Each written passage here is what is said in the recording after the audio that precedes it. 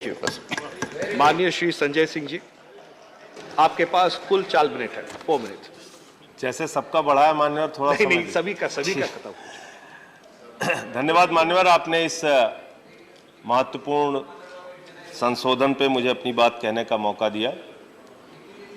मान्यवर, हमारे यहाँ अवधि के कवि हुए यमुना प्रसाद उपाध्याय जी, उनकी लाइन थी कि धान से गेहूं से जब गोदाम सारे भर गए, पूछते हो पेड़ को इन पत्तियों ने क्या दिया। धान से गेहूं से जब गोदाम सारे भर गए, पूछते हो पेड़ को इन पत्तियों ने क्या दिया। इन फिजाओं में जरा सी जो रोशनी है हमसे है, देश को इन लाल नीली बत्तियों ने क्या दिया। इस देश का श्रमिक, इस देश का लेबर मान्यवर, जो मेहनत से मजदूरी से बड़ी बड़ी इमारतें खड़ी करता है, हमारे आपके घर भी खड़े करता है, खेत में भी मजदूरी करके पसीना बहाता है, बड़े बड़े एम्प्लॉयर के यहां, बड़े बड़े उद्योगपतियों के यहां नौकरी करता है, अपने श्रम से इस देश को बनाने का, संवारने का, सजाने का काम करता है। अगर उसकी दशा हम देखना चाहें तो कोरोना की उस महामारी को अगर हम याद कर लें तो पता चल जाएगा कि देश के श्रमिकों के साथ इस देश की सरकार का क्या व्यवहार था।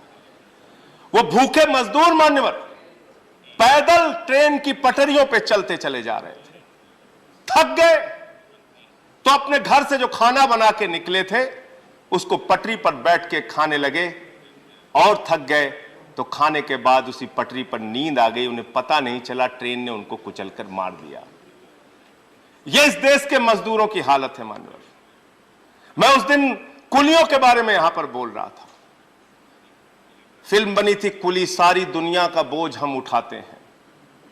वो कुली मान्यवर, उनके परिवार के लोगों को नौकरी देने का रेल मंत्रालय ने एक समय में निर्णय लिया था, लालू प्रसाद यादव जी जब रेल मंत्री हुआ करते थे। आज तक उसके कंप्लायंस की दिशा में कोई कार्रवाई नहीं हुई।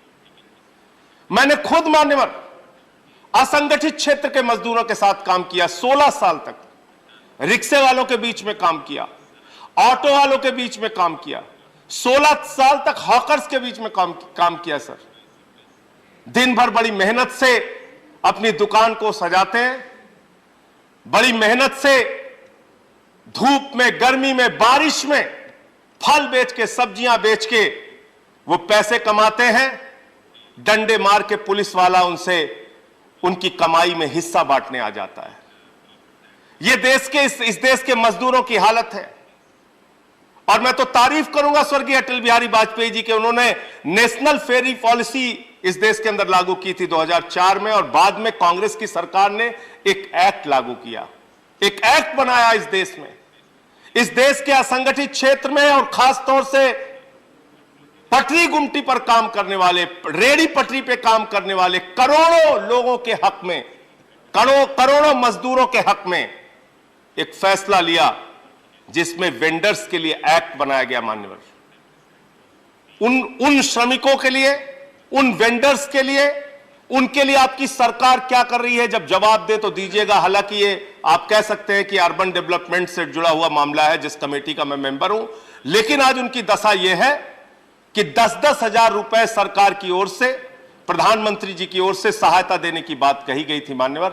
वो अपना 10,000 पाने के लिए 10-10 चक्कर बैंकों के लगाते हैं। 250 का शपथ दो, 100 रुपए का शपथ दो, 500 रुपए का शपथ दो, ये फॉर्मेलिटी पूरी करो, वो फॉर्मेलिटी पूरी करो। ये आपका नजरिया है गरीब आदमी के प्रति। और ये पूरे आपके बदलाव को आप पढ़ेंगे, कानून को आप पढ़ेंगे तो सीधा सीधा एम्प्लॉयर के पक्ष में, एम्प्लॉयज के पक्ष में नहीं है, श्रमिकों के पक्ष में नहीं है, उद्योगपतियों के पक्ष में है, बड़े बड़े घरानों के पक्ष में है।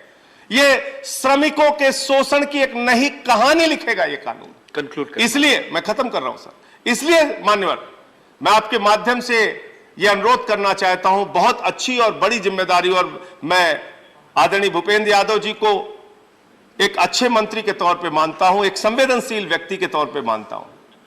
उनके प्रति अपनी संवेदना दिखाइए, उनके हित में काम कीजिए, जिससे उनके शोषण की जो कहानी है उसको रोकी जा सके।